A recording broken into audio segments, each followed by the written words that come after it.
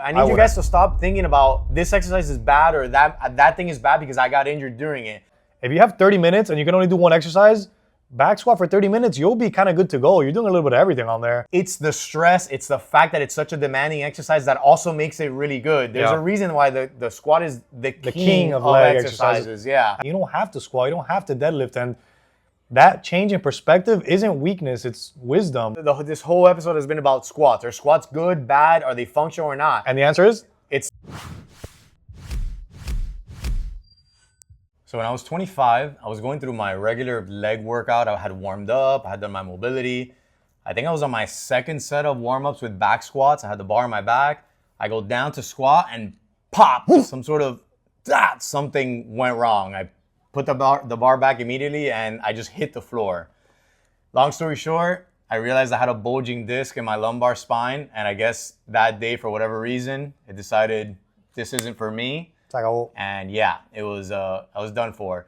So that wasn't the first time I got injured doing back squats. I got injured a few other times after, not injured, but I would get, that lower back discomfort, that sign of like, okay, you probably shouldn't be doing this right now. But I continued to try to do it because, back squat is the king of all exercises, right? It's the back squat to do, get a leg workout in. You have to squat. Like obviously. Any respectable person who lifts weights squats. Obviously. So I couldn't accept the fact that I couldn't squat. So I did that multiple times until I finally, I think I maybe matured in my 30s and said, maybe I don't need to back squat. And haven't done it since. But does that mean back squats are inherently dangerous? That's a very deep philosophical question, actually, what you're asking there. Is man inherently good? That we are going to answer go down that today. Path. Well, let's dissect it then. So today is going to be more of an exploration, than us definitively giving like a lecture or our stance on this. We're going to go through both sides of the argument about back squats, because whether you guys know or not, there's a lot of strength coaches that have differing opinions on this. And just recently, there was a panel of like really big names in the industry, namely Mike Boyle, who owns what does he call it? I guess Mike Boyle, whatever training center that he's owned for like 30 years in Boston. Jeff Cavalier from Athleticism. If you guys watch YouTube, you know who he is. Dr. Peter Attia. So it was a panel of like big names, and they basically all said that they've all been injured doing back squats, that they don't do back squats anymore. And Mike Boyle is famous for not doing any barbell type of squatting with any client of his, and he has a lot of clients, because he said like the risks aren't worth the rewards. So he only does unilateral, like single leg stuff. So we're going to break it down today. We're going to tell you all sides of the issue. And at the end of the day, you'll have a lot more, a more informed opinion on whether or not you should be back squatting and who it's useful for. So with all that being said, guys, thanks for tuning in to another episode of the Be Fit Brothers podcast, where fitness meets common sense. We got the sentence. We've been promising you the sentence, and we got the sentence. We got it. As usual, that's Julian. Very white today, dressed very clean. Thanks. I'm Victor. I've always been white. I'm Victor. I'm not as clean but we get it done. We get things done here. And today we're going to be dissecting the squat, discussing it. Is it for everyone? Is it inherently bad? Is it okay to not squat? We're going to dissect all these little things. I've been saying dissect a lot. What am I? A freaking 9th grade kid dissecting a frog? So we're just going to get into it. And at the end, hopefully you're informed enough to know whether you should be back squatting, if there's other alternatives for you. And let's just get right into it. So first, let's try to answer this very seemingly simple question that isn't that simple. Are back squats functional? Well, I think in order to do that, we have to talk about the word functional. Please. And discuss what functional means in this scenario, because functional can mean any number of things. In my opinion, functional just means what's going to benefit you in your daily life. So what may be right for you may not be right for me. That's on the soundboard. Yeah. Well, maybe right for you, may not be right for some. But it's so true. I mean, what we do for a living is obviously everything. All the exercises are functional because we're demonstrating exercises. We're moving all day. We're active.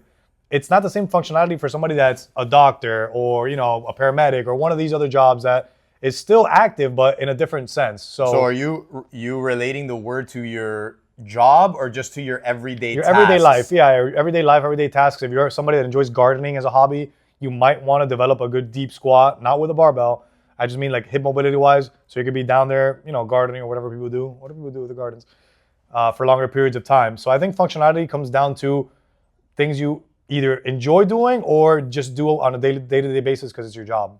What do you think most people, when they hear the word functional, what do you think the average person hears? I think it's been bastardized and people think of functional as like these weird kind of like funky movements, or you have to get into weird positions, and it's like, this is functional training. You know what I mean? Like kind of. Well, so I think that fitness professionals are sick of hearing the word functional. It doesn't kind of mean anything to us anymore. But I think the average person, when faced with like, let's say, two gyms, like let's say a traditional weight training or a CrossFit or a functional strength training, I think that they're more drawn to the functional because it's a nice little buzzword of, oh, this is going to somehow translate to better in my everyday life or just a more natural type of movement. You think so? Oh, that's I interesting. do. I think so. Because in my head, when I hear functional, I would think like, oh, okay, we're doing like animal flows and stuff. That's you because you're in the industry. Think about, you know, the reason so many people started using functional is because it was like a drawing people in. Functional strength training sounds better than like weightlifting. So which one do I put on my watch? Functional or traditional strength there you training? Go. Yeah. So, like you said, most people don't know this unless you're in the industry, but the word has been watered down to the point where it doesn't really mean anything anymore as far as when you're selling it.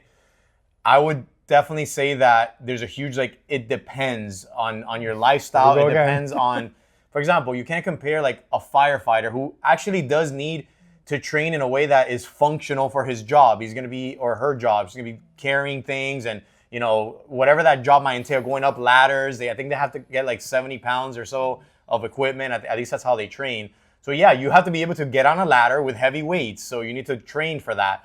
However, to somebody who's like rehabbing, or, you know, we had a client here who had a stroke, and then just being able to walk normal, to get up from a chair, that's functional for them. And that, I would argue, is the real definition of functional is, can you go out and live a regular life, with your movement. So one of the things that we always say is like you just said, your day-to-day life. So the grandparent that wants to be able to pick their kid up from the floor and like maybe hold them up, that's functional to them. It doesn't have to do with their job. It doesn't have to do with their, you know, it's just something you want to do that's a part of your life.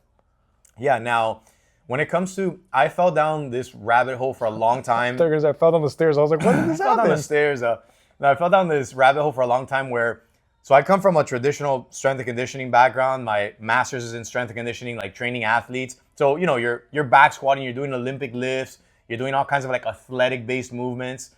But then I fell down kind of like a more functional, for lack of a better word. So then I started thinking, how can I train in a way that feels more natural to the human body, that mimics the way that the body actually functions in real life? When you're walking, when you're going upstairs, when you're hiking, when you're sprinting, studying the body, how the muscles move together, and figuring out if there's a better way to train. Because here's the thing most people don't realize. Most training is quote unquote unnatural. Like in real life, you never have a barbell or something heavy on your back and then you have to squat all the way down and go up. Unless you work in the rice fields or something, you're carrying the 2 buckets, you're mulaning that thing. But you're really not like squatting it up and down for reps. I mean, what if you drop your like there's only a few things that we do in the gym that are actually like, okay, you do that in real life. Farmer's carry is one of them. Mm-hmm. You know, where you're like picking something up, putting it on your shoulder, or holding it and just walking. Groceries. That's functional. But then again, you know, picking up your kid with one arm and then picking up something from the ground, now you're doing like a, you know, offset kettlebell squat type of movement, right? Yeah, we've all seen the videos. Maybe you guys haven't seen them. It's like you see somebody doing something weird, and it's like holding a sandbag, and it's like, what is this guy training for? And then they show you like picking up the kid, and so agreed. But you know what I'm saying? Where 100%. It's like I started to get away from that things traditional you must do, box of you're gonna do these things to strengthen these muscles, and it's like, is there a way that I can train? That's where I fell into the whole like Ido Portal and animal flow and doing all these things that were more unconventional, but in a way also it's like, oh, this kind of makes sense. Like, you know, this correlates to like the way that a human is supposed to move. Yeah. Now, I'm gonna give you guys an insight that I've only been thinking about this just for the last few years. Okay, it took me a long time to think about it this way, but take notes. No exercise is quote unquote natural. Like nothing that we came up with in the gym is natural in the sense that we're doing it all for a very specific reason. An athlete is doing it because they want to be stronger, or they want to be faster, they want to be more powerful, right? Or of course they want to have better cardio. A grandma is doing it because, she falls, she doesn't want to break her hip. She wants to have more bone mineral density. So I'm having this external load in order to get myself stronger. You and I are doing it because of pure vanity. Pure vanity, 100% vanity, 1000% vanity. I want to look good in our sleigh shorts. But seriously, some people are doing it straight up because I want my glutes to look better. I want to my look arms good naked. I want to look good naked, straight up. And again, there's nothing wrong with that. But I don't want people thinking like, oh, this free weights is more natural than machines. Like, it's all kind of unnatural. So what you have to do is pick what is the goal, and then what are the exercises that are going to get me to that goal. Don't think about it so much as functional or natural or not. Okay. She's all done. Hey, there's a nugget in here. You want the nugget? I'll eat the nugget. I'll take the nugget. It's not a mug nugget for all of you. But does that make sense, though? Is that, I feel like that's kind of tough for people to wrap their heads around because, we've been doing this for so long and we've gone through so many different methods of training that, okay, you get into this conclusion. I'm sure my mind is going to change too in the next 10 years, but that's where I'm at right now. That's why it's part of the science. It's ever changing. So kudos to you. Kudos to all the fitness professionals in the last, I would say 20 years, I would say, maybe like 15 years that have evolved from you have to deadlift, you have to squat with everyone. Like you're training somebody, they have to eventually be able to deadlift, right? Like otherwise you're a bad trainer.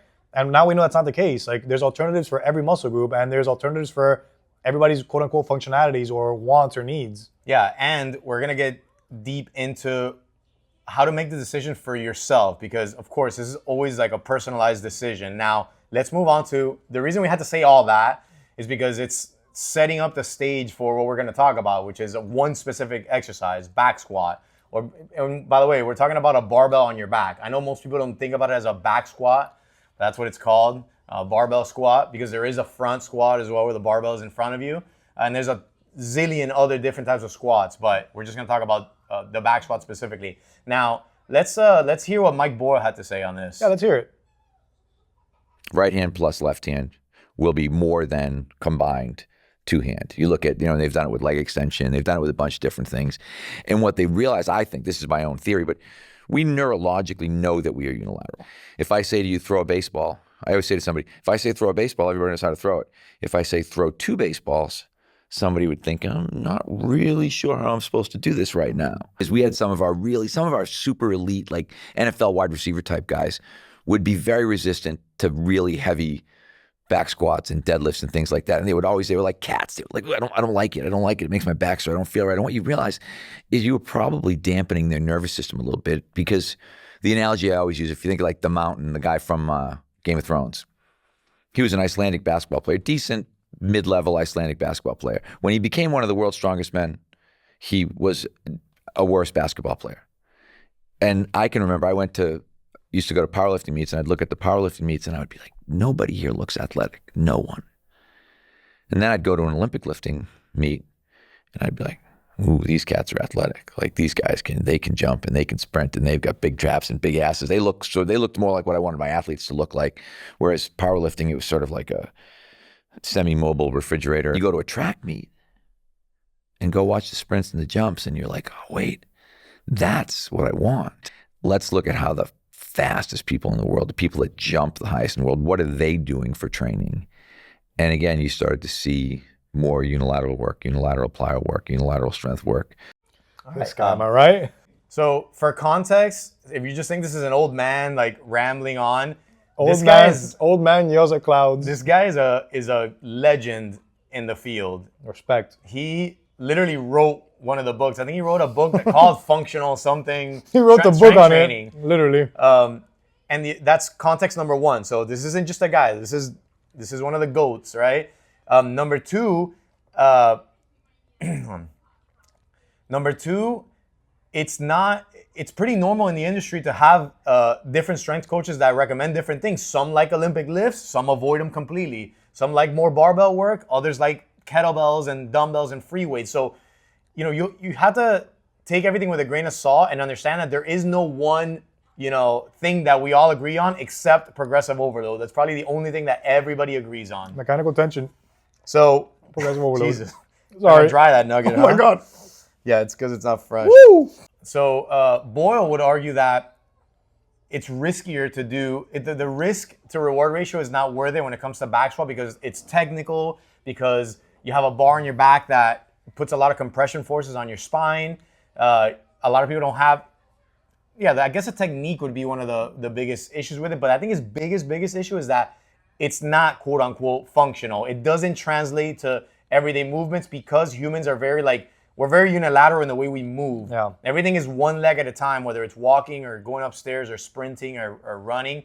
It's always like unilateral, which unilateral just means one leg at a time. And I think you can make the argument for the back squat being the least functional. We're going to be doing this a lot with functional. If you're just listening, we're doing a lot of finger quotations or fingering a lot. It's if you look at the back squat, I think it's probably the least functional of all the big lifts because even the deadlift, you're going to use a lot more. Excuse me, I have a nugget in my throat. All these other lifts are a lot more practical, a lot more, you're going to see in your day-to-day. You're going to pick up a heavy object. I'd rather you deadlift it. Rarely, are you, like you said, you're going to be with a bar on your back. Have weight on your back. A human on your back or something. Oh, I dropped my pencil. Let me grab this really quick. Like, no, that's just not going to happen. Yeah. But then, for example, when will you ever have weight on your chest that you have to press off of you? Indiana Jones. You never know. The walls are crushing you or something, and you got to, Maybe you're into maybe you're into sleep on you. Yeah, or BDSM or something like that. You need the strength to, fight back. So Boyle argues that because the counter argument a lot of times like, oh, but we sit down in the squat position all the time, and like you sit down to poop, and he's like, yeah, you're not gonna sit down to poop while carrying someone on your back. That's a body weight squat. That is not a axial loaded squat. Yeah, we should say, I'm not sure if he mentioned it in the clip we put it on. I'm just gonna say it anyway, just in case he doesn't. This is just the back squat bar on your back. It doesn't mean goblet squat. It doesn't mean any of these other things. No. Okay. Whatsoever. Yeah. And therein lies the problem. The bar on your back complicates the lift because now you have to have upper body mobility in your shoulders to be able to get into that position. People were mocking him because of this. I'm not going to lie to you. It's not that easy. No, this hurts my shoulder. Yeah, but you have a torn labrum. Context. Basically, this is the case. I guess we've started the case against the squats. So Boyle's talking about unilateral is better, and we're going to talk about why. But bilateral, what that means in layman's terms, using both legs at the same time, whether that's a deadlift or a squat, something where like both legs are side by side, and you're doing the squat. What happens with those type of lifts is that it can mask certain asymmetries that you have, where maybe you have a stronger leg, or you have something going on, but you're still going through the movement because you can kind of quote unquote cheat because you're using the other leg. Whereas if I put you in like a reverse lunge or Bulgarian split squat, you can't really cheat that. It's going to be very obvious which leg is stronger, and you have to work that one leg at a time. That's why people like Mike Boyle like that exercise. The other thing about the squat is that it's creating a lot of forces, not that just down your spine, but in your core and your legs. By the way, that's part of the reason why it's such a good exercise. And we're going to get into why it's good, by the way. We're not just going to be crapping on this exercise. We're going to get into why it's good, or the case for it, but we're still going against it. And then I think the biggest thing is the amount of people that get injured doing it. Like that is one of the big things where the more you get injured doing something, the more you start to realize, hey, should I even be doing this? Yeah, and you start to wonder, is it their technique? Is it the fault of the trainer? He wasn't, watching or didn't cue them up properly. And the truth is that it's not. In your case, I think you were doing everything fine. You were doing everything okay. You didn't go crazy heavy. It was just one of those things. Your back, like you said, there's so much tension, so much stress on the back.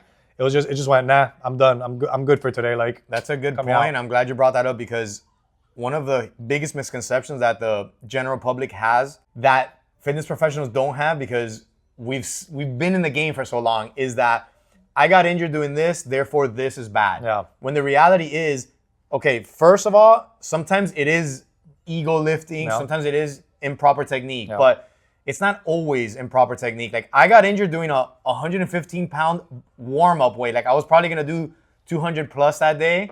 It's nothing, right? So it was just a regular old warm-up, super light, nothing crazy. Honestly, for the better, because we were doing a heavy weight. Exactly.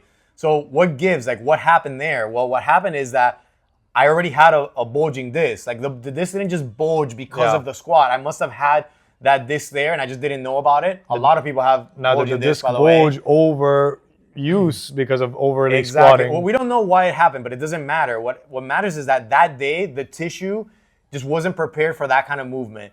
Another example is my wife tore her ACL and meniscus, both menisci actually. And we're gonna put the during video. no, please don't. Doing like lateral jumps, literally just jumping from side to side. Does that mean that just jumping like regular? Don't say the context, but the side to side. Does that mean that jumping side to side is bad for you? Exactly. No. No, I mean you can get injured doing whatever, picking up a pencil, you can sneezing. People like Professional athletes have gotten injured all the sneezing. time. Look it up. Professional baseball players have gotten injured So does that sneezing. mean don't pick up pencils from the ground? Don't. No, I I need you wouldn't. guys to stop thinking about this exercise is bad or that thing is bad because I got injured during it. It was just that was your day that your tissue was not prepared for that. Look It's as simple as that. at professional athletes, especially when it's like a non-contact injury. I always think, okay, that ligament was hanging on by a thread. By a thread. It That's just exactly was what just I told that my day. wife. Yeah, it was just verbatim. that day. I was like, Yeah. your knees, you had knee pain for a while. Your knees were hanging on by a thread, Yep. and that was the straw that broke the camel's back. That's it. And it's not that what you did was wrong. The player didn't run wrong. Didn't do something bad. It was just a weird motion that this thing went, yeah, I'd say I'm done. Exactly. You got to understand that like the body isn't a machine. There are certain days and certain things that are happening with the body where like this doesn't feel good for me today. I'm sure if you guys work out, you know what I'm talking about. Sometimes, you know, your knee doesn't feel great on a lunge or whatever on a jump, so you just kind of skip it that day. Yeah. But on another day, you might feel fantastic. I know it happens to me all the time. Like, let's say I'm doing a lunge. I don't lunge.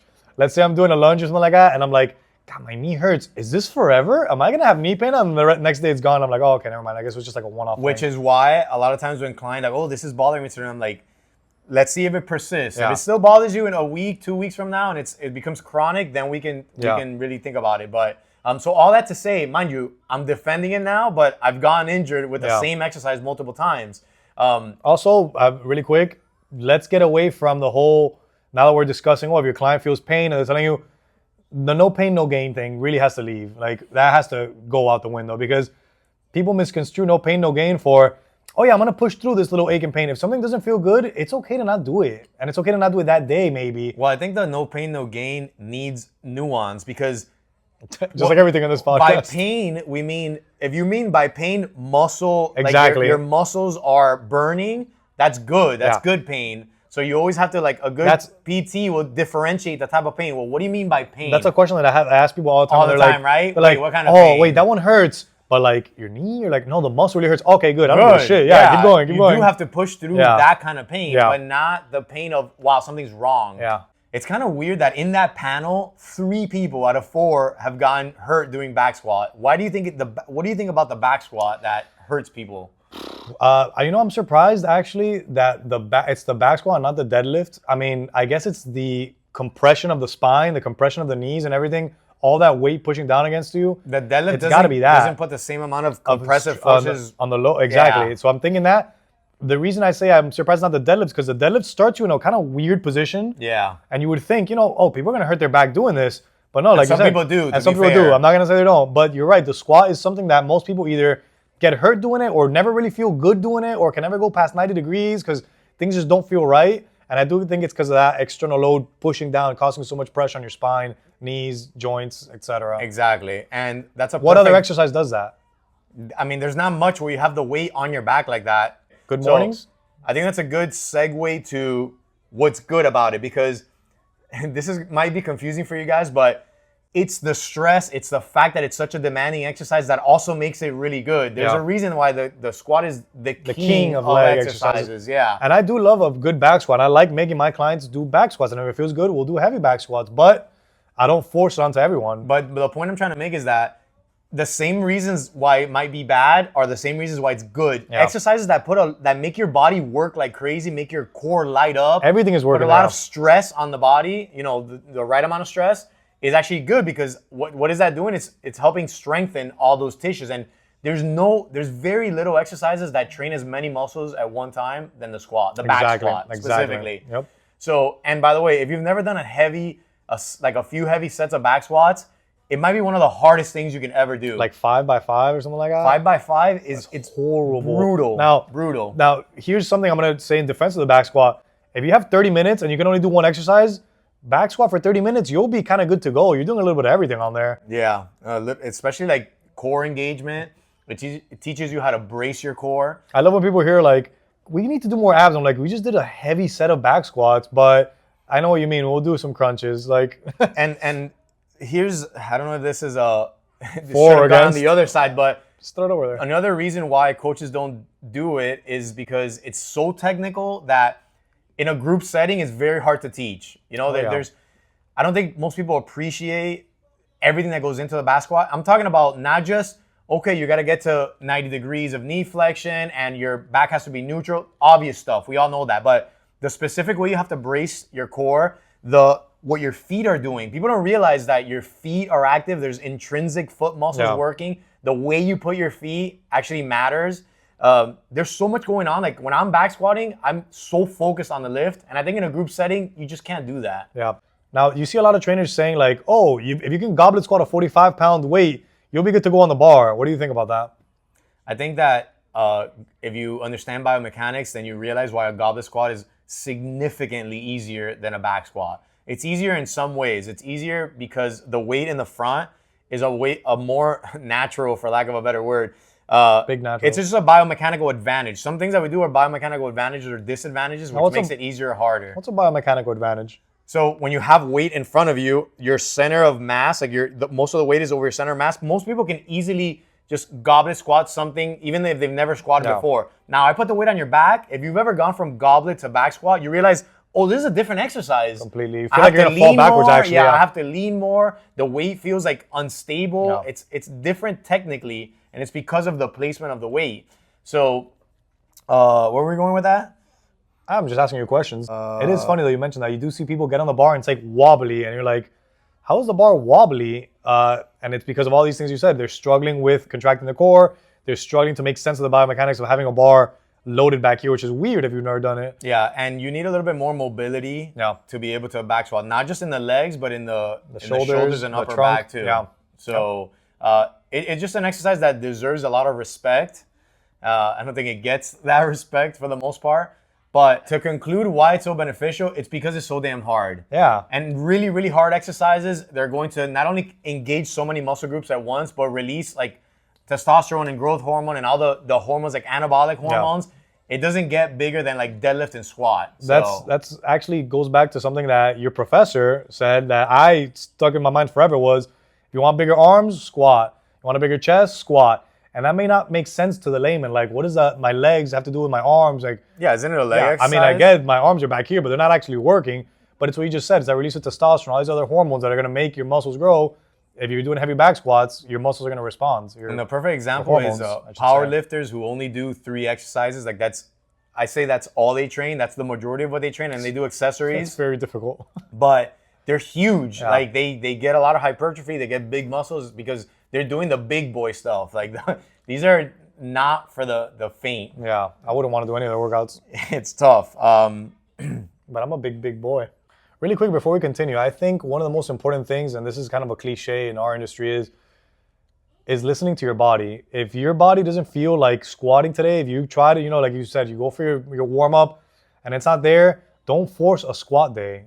Like that's something that we have to get out of our brains of doing, and it's something that I'm sure I'm gonna get a lot of heat from the macho community. Is like, yeah, today's supposed to be back squat day, but if you don't feel good enough to back squat, if your body's telling you like, let's kind of take it easy on this, listen to your body. It's probably telling you for a reason. I think that's an important caveat. 100%. And I will admit at this point of the podcast that I haven't only gotten injured doing back squats. I've gotten injured with squat alternatives that I'm about to recommend. Cut that. In other words, you can get injured doing any silly thing, So there's been days where, I kid you not, it's a leg day. I go and do my first exercise, maybe it's a split squat, and I go in and do it, and I'm like, not today. Not today, Satan. Bar goes back.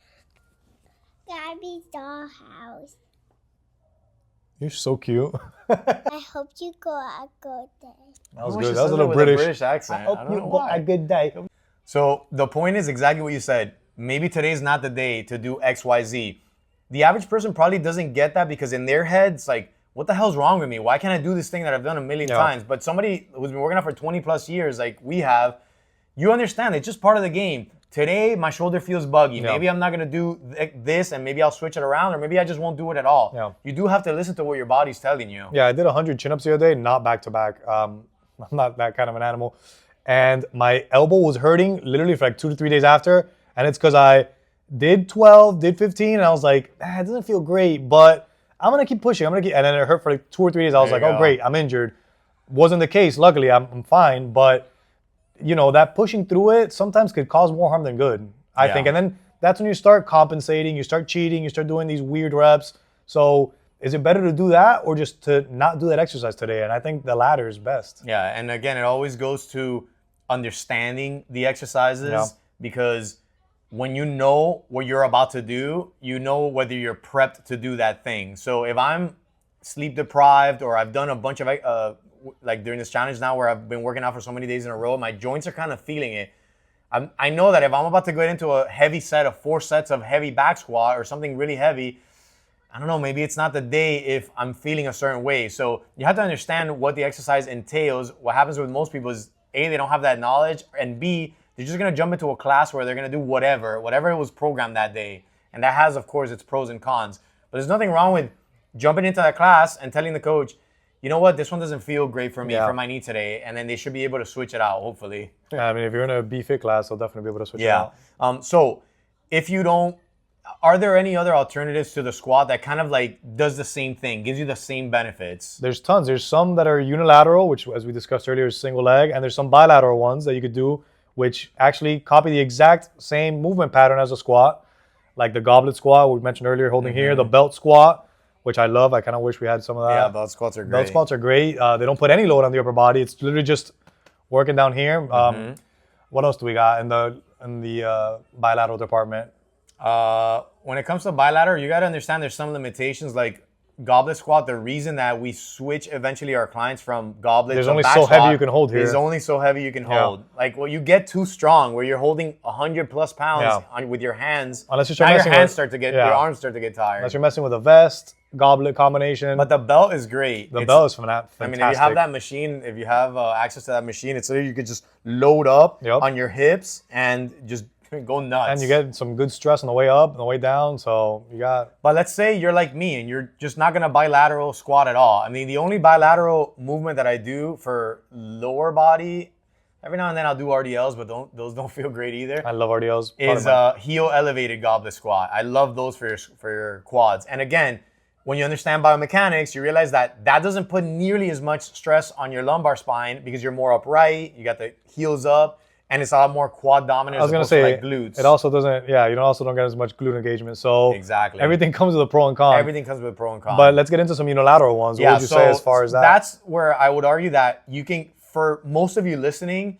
you can get pretty much the same exact results from doing like Bulgarian split squats, reverse lunges, walking lunges. Single leg squats are, I think, an underrated exercise where you're just sitting down onto a box. Guess what? They suck. These are all super difficult exercises. They're super hard, and you just hold dumbbells on your sides, or you can hold the goblet squat, or whatever you want. But you're gonna, first of all, you're training the same muscles. You're training one leg at a time, so you can really focus on the weaknesses that you have and the imbalances between the legs. Yeah, and now, literal and figurative imbalances, strength imbalances. Actual imbalance. Exactly. You can train your balance. That's a good point, is that you're working more balance when you do unilateral, but you got to understand something, again, that's a little bit more technical, which is anytime you're working on balance, that's one added component that's making it more difficult, that's going to not let you go as heavy. For example, if you've ever done Bulgarian split squats, you're kind of falling all over the place, especially in the beginning. But that's when you can kind of hold on to something. Like we're big fans of the high step up, supported high step up, hold on for dear life and do some step ups, do some Bulgarians that way. The way I tell my clients is you don't always have to train, if you're doing these unilateral exercises, you don't always have to watch out for that balance. Like if we want to do sheer strength, we'll hold on to something, we'll make sure you're secure, so you can just emphasize on the muscle activation. Yeah, that's something that I want to emphasize it again because most people, I guarantee, don't know what we're talking about here. What are we talking about? When you stabilize a movement, this is why back squats and deadlifts, people love them because you're stable. You're standing on 2 legs. Like you can't get more stable than that. As soon as you take out stability, now you're doing it on 1 leg, that lack of balance doesn't allow you to train as heavy because now I have to focus on not just the weight, but not falling over. So that's actually, it's a good thing for balance. It's not a good thing for load. Strength and load. Exactly. Now it's the same thing as working out with a machine or doing Smith That's what bar, I was just about to say. Smith machine squats. Your core is not working nearly as much. You don't have to stabilize that weight. Same with, let's say you're doing leg extension on a machine.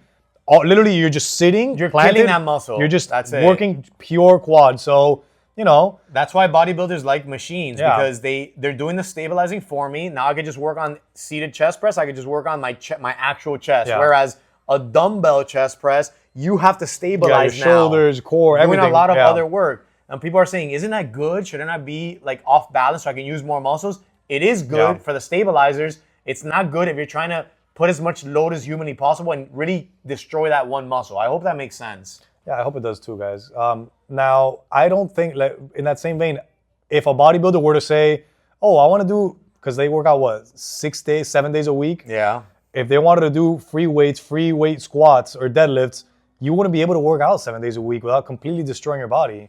That's the benefit of these machines and these controlled movements, I would say. Yep. So, yeah, all that to say, as far as muscles, since a lot of people think okay, well, I need to work these muscles, you're working the same muscles. A Bulgarian split squat is still a squat. It has the name squat in it.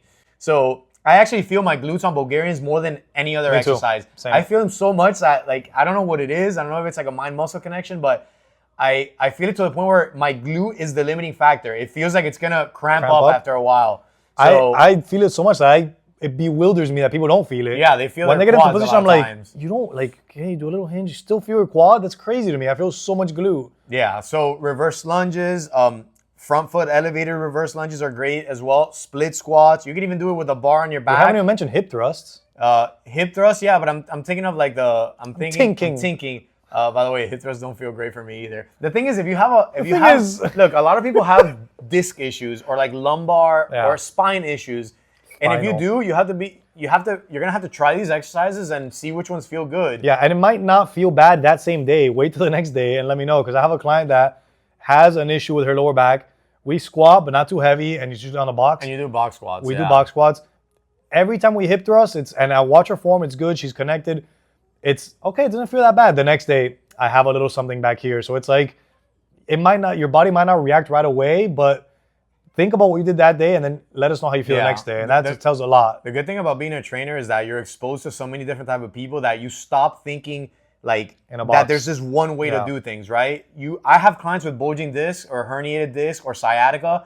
Some of them can RDL but can't deadlift. Some of them can deadlift but can't RDL. Yep. Some of them can single leg hip thrust, but you can't put the bar on them. As soon as you put the bar on them, it starts to hurt. So you start to learn about your clients, and I've already eliminated certain exercises. By the way, we're picking on the squat, on the back squat. I have a client that she can't do step-ups. She can't do weighted hip thrusts. She can't do, there's another exercise she can't do, deadlift from the floor with a barbell, but she can RDL.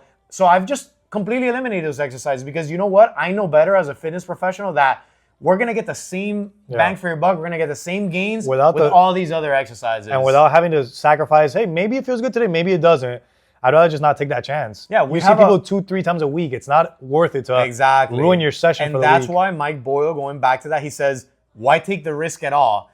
It's already too many anecdotes for me of people getting hurt doing the back squat that I just decided as the owner of this facility, no more back squat, no more barbells, screw it. Like, you got to understand where he's coming from. You or Mike Boyle? Mike Boyle. I was going to say, I'm banned? No. So he's saying, okay, he trains, he's talking about his adult fitness, right? He's training, an accountant who hasn't worked out since high school. He's 46. Is it worth putting a bar on his back?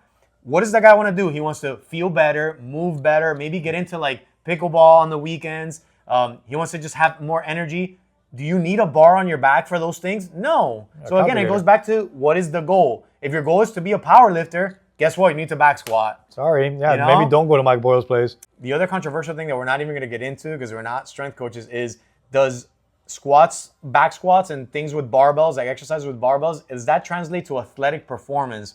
And that's a whole rabbit hole. Yeah. Because that's the reason why every football player in college in the country back squats and deadlifts and does like cleans and things like that, is because we thought for a very long time that the heavier your back squat, the more you're doing these lifts, it's going to translate to better performance on the field. That's not like set in stone. That's kind of like a controversial thing. Yeah, there's some people that work out with unconventional, you could say, trainers. There's a trainer, Joel Seedman, who swears by 90 degree eccentric movements. So don't squat past 90. Don't do anything past 90 degrees. He trains some elite athletes from the NFL. He trains Kenneth Walker, running back for the Seahawks. Can I say my theory on that, even though I'm yeah, a strength knock coach? yourself out. My theory of it is, if you're a freak athlete, you're going to be a freak athlete no matter what. And my perfect antidote of this is LeBron James. I was gonna say the same thing. Every- LeBron James on a stability ball doing lateral raises. Every now and then, LeBron James goes viral on, because he's man. doing some silly stuff. Remember his back squat? His back squat is abysmal. As a fact, I'm gonna put his back squat up here. He posted something the other day where he was doing like a back squat again or something where his legs were like in a sumo position. It was either a sumo RDL or a sumo back squat. I don't know. But everybody was roasting him. And it's like, guess what? The most resilient, dominant player in the history of the game.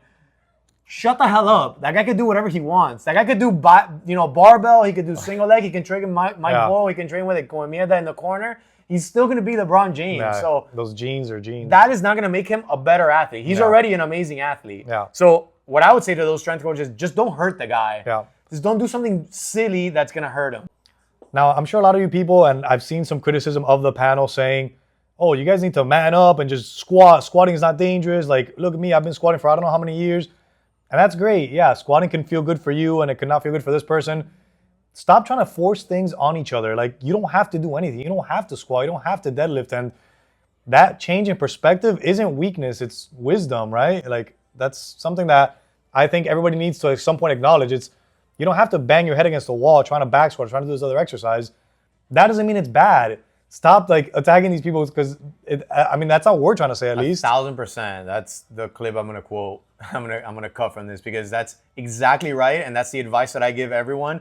But here's why it's never gonna happen. Because no, we're very biased as humans. If something's been working for me for 30 years, then it's a be-all like end some all. people have been back squatting for 30 years and they're great. They've never had an injury. They feel fantastic. So that's the guy that's gonna go on Instagram and be like, what are you guys talking about? You're fear-mongering, this, and that.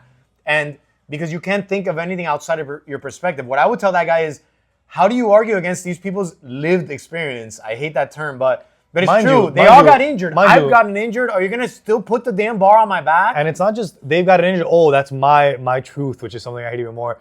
That's my truth. I got hurt. No, I've had clients that don't feel good. So there's a vast population. We see it in this gym all the time. So maybe, take your head out of your ass and listen to other people. Yeah, just maybe humble yourself and say, okay, well, I don't have that experience. Interesting, but I guess all these other people do, so maybe there's something there. Instead of trying, like you said, to force this. Yeah. And I'm not going to lie, for a long time, I was even embarrassed to say that as a strength coach or as a personal trainer, I don't squat with a barbell or I don't do these barbell lifts because it's seen as like almost like a badge of honor. It's like how much you squat and bench is like this big thing. Your big three. What are your big three, by the way? Exactly. Your big three. I have my own. I have a 5. But we're gonna discuss that in a later podcast. I have 5 that I would argue are way more like you're way more of a badass, than how much can you squat or bench. So I'm not gonna like that one. But no, for a while I was like, ashamed because of the fact that it's such a like, what do you mean you don't back squat? It's such a good exercise. I completely agree with you, and I think that's a perfect message to end the podcast, which is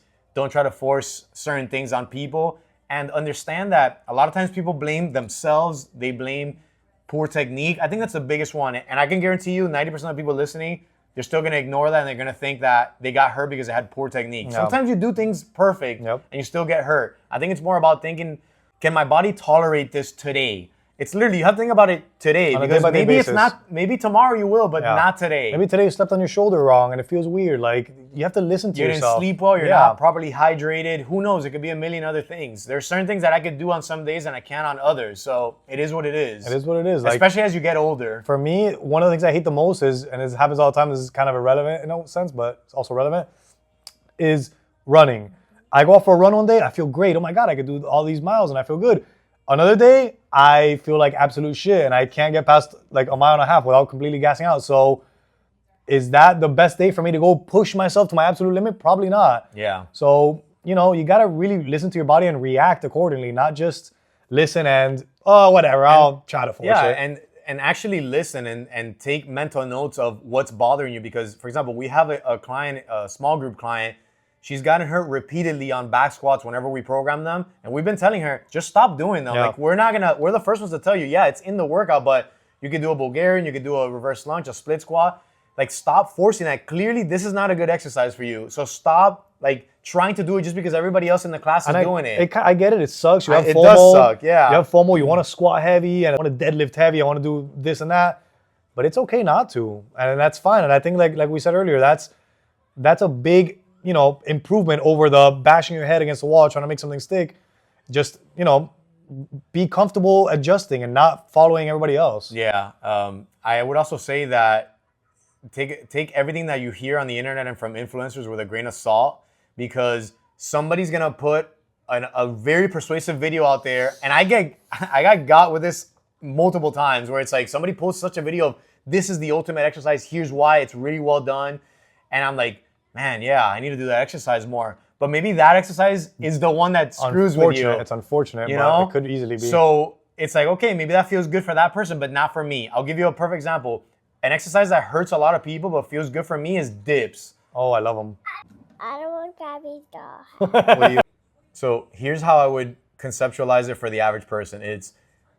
You're not doing the exercise just to do the exercise. You're doing it for some sort of gain or benefit. The question is... If you're doing it for just the exercise, you're a psychopath. You're weird. But the question is, how else can I get the benefit? Yeah. For example, if I'm doing dips because I want to strengthen my chest and triceps and shoulders, what else can I do to strengthen because this doesn't feel good on my shoulders, so what else can I do? Well, I can do dumbbell chest press, I can do bench press, I can do push-ups, I can do so many other things that do exactly the same thing. Like, you guys got to think, muscles are dumb. They're not very smart. You take them through a certain range of motion.